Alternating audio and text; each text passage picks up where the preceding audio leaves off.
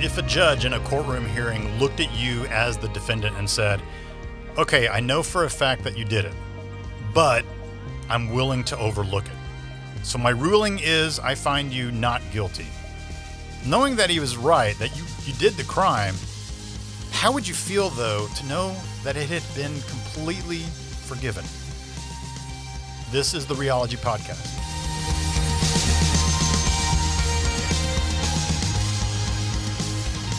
My name is Scott Johnson. I don't have degrees in theology or the Bible. I'm just a regular guy who loves and follows God, but wanted to know if there was more to what I was experiencing in the world of Christianity, and more specifically, the church. This podcast is the collection of a journey to dig much deeper into the realm of faith, and Reology itself is the study of the do-over, and it's founded on the philosophy and principle of stopping and thinking of what we're doing and why we're doing it, especially when it comes to what I know about God, Jesus, and ultimately what this all has to do with me. In the book of Matthew in the New Testament, there is a situation that is recorded from Jesus' time with his disciples, or we can just call them students, since that's what the word disciple means. These 12 guys, they were just ordinary dudes, and they really didn't have any massive biblical education except for the one that all Hebrew boys received when they were young, and that's all they got, which was primarily just the basics of their heritage, which meant, who is God, what does he want, and how that affected them, which, by the way, this is also called theology.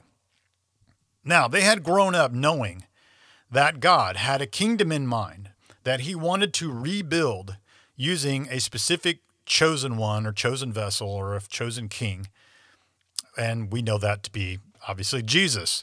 Most people, probably all Hebrew Jews, I would guess, believed that this kingdom that God had in mind to bring and to rebuild would be one of a physical, earthly type of kingdom, a kingdom that they'd kind of experienced before. And this specific chosen one, this king, well, they imagined that, if we're going to get an earthly physical kingdom, we're going to need an earthly physical king.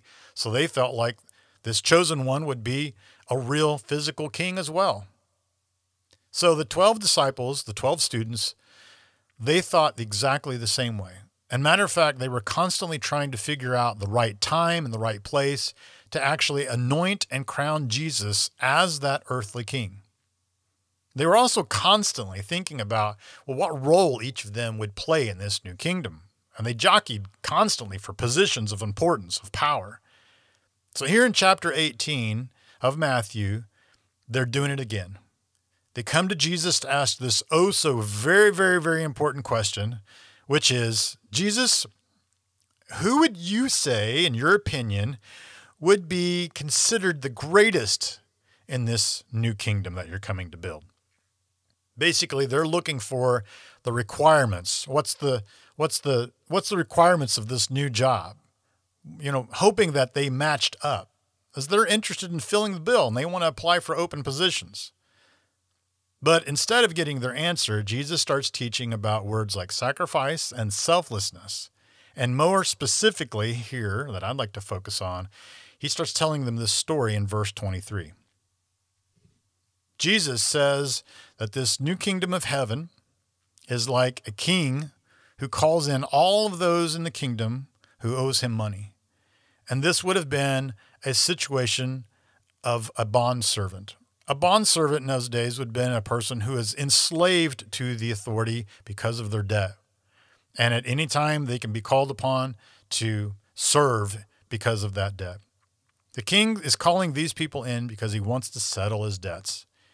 And he calls in one specific guy, Jesus says, who owes the king an equivalent of 6,000 times one day's wage. So let's say, like for today in our time here in America, let's say you've got a job that you get paid $20 an hour. You work 8 hours a day. So at that rate, you're going to get paid $160 every day. That would be a day's wage. Now we take that in this situation and we times it by 6,000, and you get $960,000. And that's almost $1 million. And as you can imagine, it's a lot now. It was a lot then. Here's the question. How could a normal worker, though, just a regular person, repay that much money? I mean, if in our society here in America in the 21st century, if you got a letter saying you owed $960,000, you would immediately thinking to yourself, there's obviously no way I can pay this. What can I do? For Americans, we have the bankruptcy protection for every human being, every citizen in our country, and we can use that to clear our debts. But let's say that your debt came from the IRS, which doesn't, the bankruptcy laws don't apply to IRS government type of debts. You are now facing a debt that, quite honestly, you'll be paying on for the rest of your life and maybe even then some. Basically, it's a debt that you could never, ever, ever repay. So this man here who just has come before the king, he throws himself at the mercy of the king. He begs and he pleads for mercy. He states that, hey, I'll do whatever I possibly can to repay the money somehow. And after hearing this, the king actually has compassion on this guy. He actually is moved by this man coming and throwing himself at his mercy. He seems to be super sorry for the situation he's in. So the king is moved to the point where he actually wipes the debt away. Almost $1 million he completely wipes off the book. So this guy has literally hit the lottery. His ship has come in. This incredibly heavy weight, this burden that's been around his neck forever has instantly been lifted off. And he walks out a new man. Or does he? The main factor of this story, of something I really want to focus on, is the position of the king. He's the guy who's got the power. And he is the ultimate judge. He's got the power to either do one of two things, to either convict or acquit. And that power sits firmly in his palm and only his palm. There's a word for this judgment that releases someone from the wrong, and that word in our Bibles is the word righteous. Now, some words in our modern world, they just don't quite have the same effect as they did in another time or another place. And it kind of makes it difficult to really understand what exactly is going on. The word righteous, or even the word righteousness, it's kind of a biblical word. And I say that because it's all throughout the Bible. And it's also what I might call a leftover word. It's a word that was used hundreds of years ago, and in a Bible translation, let's say like the King James Version. And it's actually been continued to be used in other, maybe even more recent translations of the Bible. It would have been a culturally relevant word at the time, but for us here in America, maybe not so much. I mean, it's still an English word, and it's one that we kind of use, but not very much.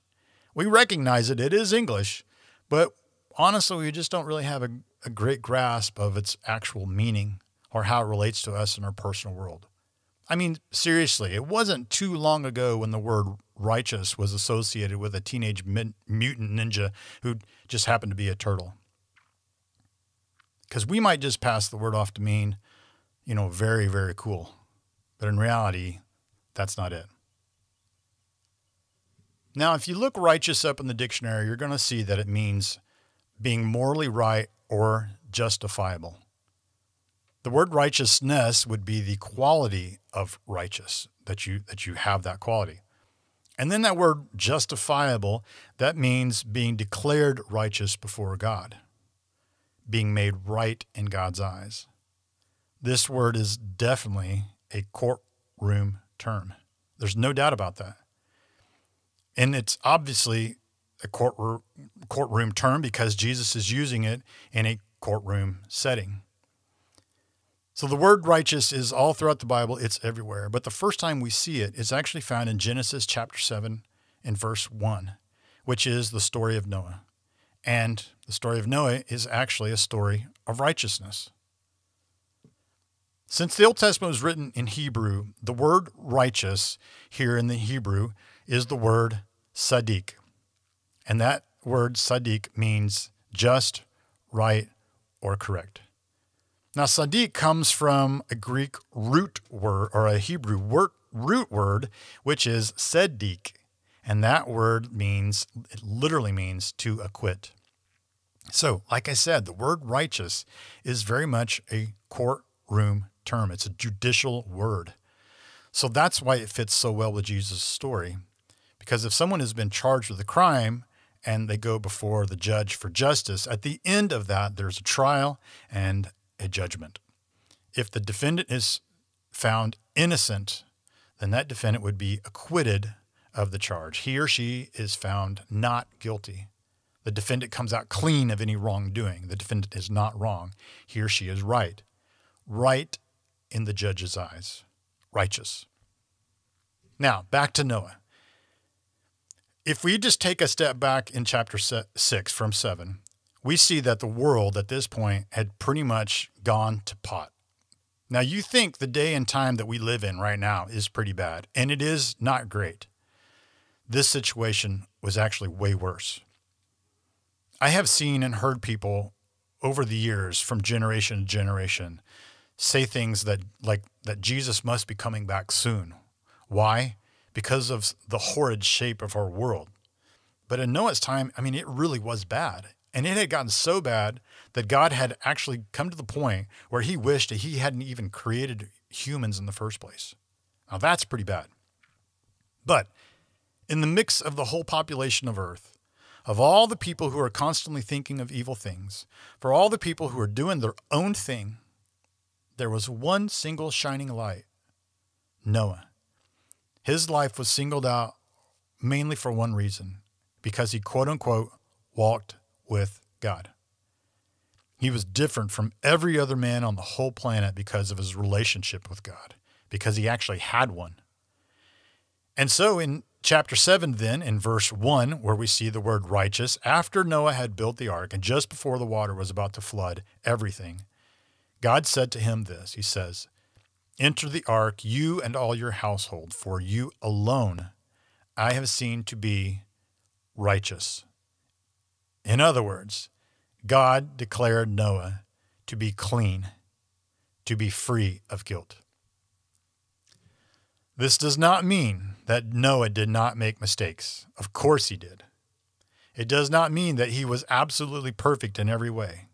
Far from it. But because of the relationship that he had together with God, because Noah chose to walk with God in life, to do things God's way, to allow him to be the Lord, that Lord, or the judge, he acquitted Noah of any guilt, and he allowed him to board the ark to save his life and the life of his family. He was not invited into the ark because he had it all together. He was invited in spite of his imperfections. God invited Noah and his family because they had a relationship which led God to declare Noah as not guilty because Noah walked with him.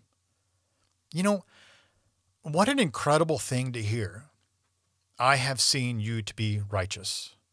Basically, God is telling us that if we would be willing to enter into an intimate relationship with him, to trust him with faith, which means a deeper knowing that his ways are better than ours, and that we come to trust him so much that we actually live like that, doing what God wants, how he wants, and when he wants through our lives, then we can be declared innocent and we can live like that. It doesn't mean that we don't make mistakes. We do, and we will. And it doesn't mean that we're perfect, because we're not at all. But what it means is that God will cover our faults. He will go the extra mile to make things complete and good and clean and right. He will clear the debt. Being declared righteous is being declared innocent in God's eyes. And what an incredible thing to hear.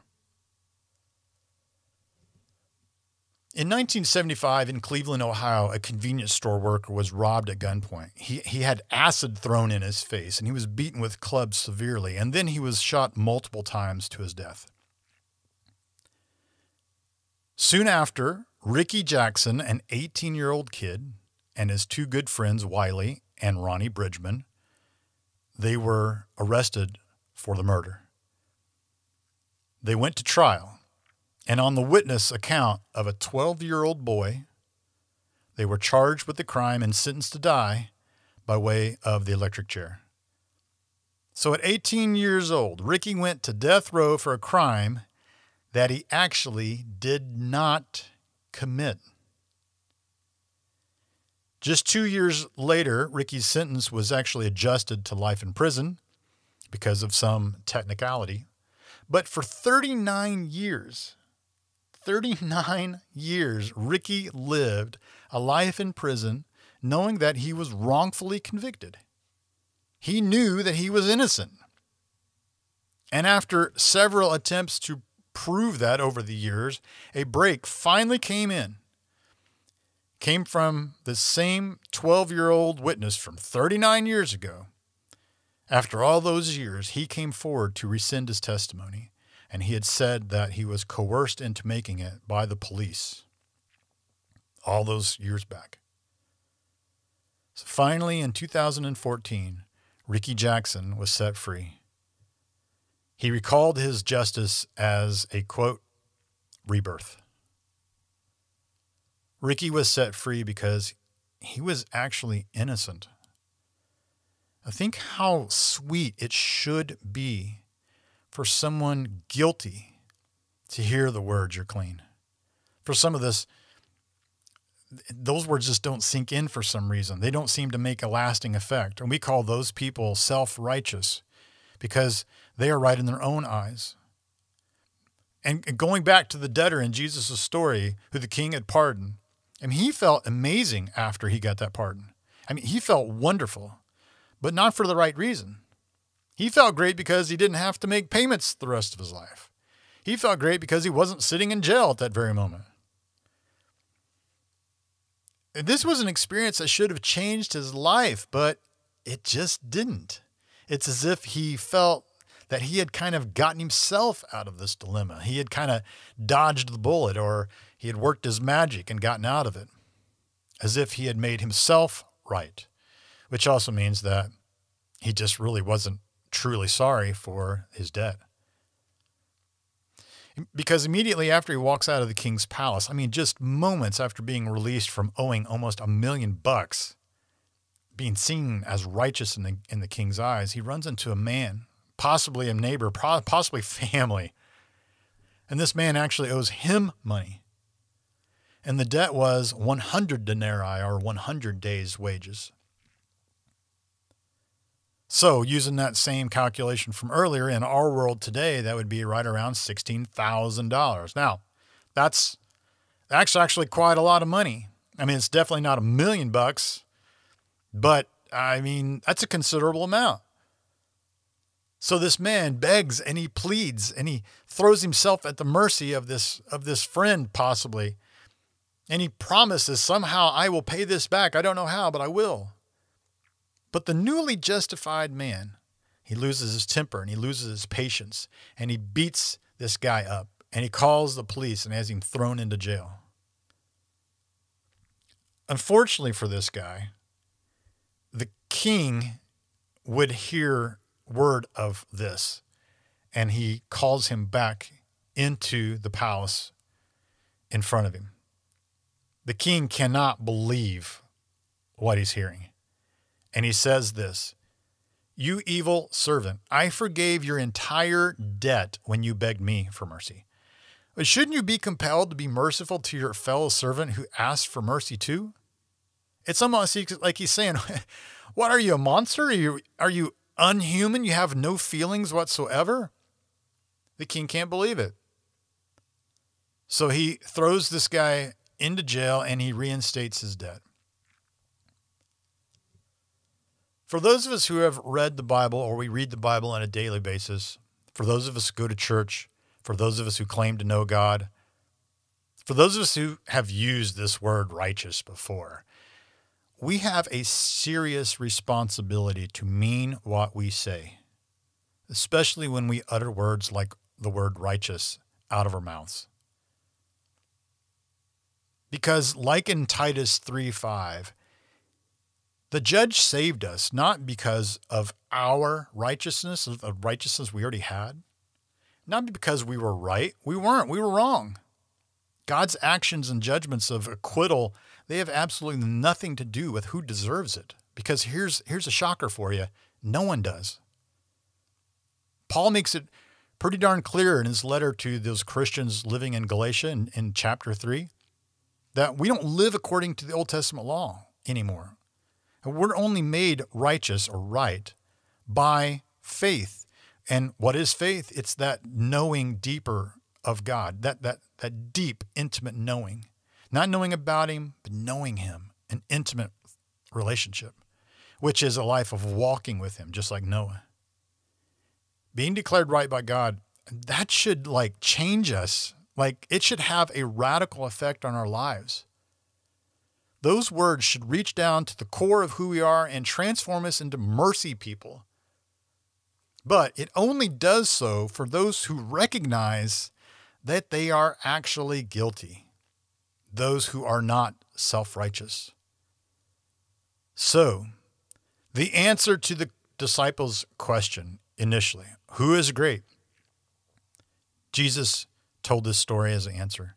And the answer is those who God sees as great or important, or those who possess the qualities that God is looking for in his kingdom. It's those who know they're guilty. They know they're guilty, and they appreciate being made right so much that they're ready to forgive others and ready every minute of every day to live a life with God of mercy. They truly understand the meaning of acquittal because it's personal. No human being in the history of life on this planet can attain righteousness on his or her own. Righteousness, or to make it as clear as possible, being acquitted of wrong or being made right in God's eyes, only comes from the judge. And it only comes and is lived out by walking with God every day in an intimate relationship with him. He's the only one who can make that judgment. So instead of using churchy words lightly, next time we think of or speak this word righteous, or we see it, allow the real meaning of that to sink in deeper than it ever has before. Let it saturate your whole being so much that it actually changes you. Allow that unbelievable and yet beautiful fact of God's love transform you into a person of great mercy for the world around you. That's what being a walker with God actually looks like. If we claim to walk with him, but yet we haven't changed a bit, have we really been walking with him? I mean, if there isn't any change in our lives, if our lives don't look any different from anyone else in the world, wouldn't you say that it's pretty obvious that we're not living like we've been declared righteous? That's self-righteous, and the world is already full of those. It's time to start to be willing to rethink, research, and rediscover the depths of this relationship, the truths of God, the life of Jesus, and the purpose of the ecclesia, which is us. You can't just go to church and listen to the sermon and walk away saying, hey, well, that's great, because that's just not nearly enough. Take a hold of this faith in God, the life we walk with him, with both hands and make it your own. Don't even take my word for it. Investigate God on your own and get to know him on a much deeper level. But just remember this, that it all starts with a willing spirit to stop and think.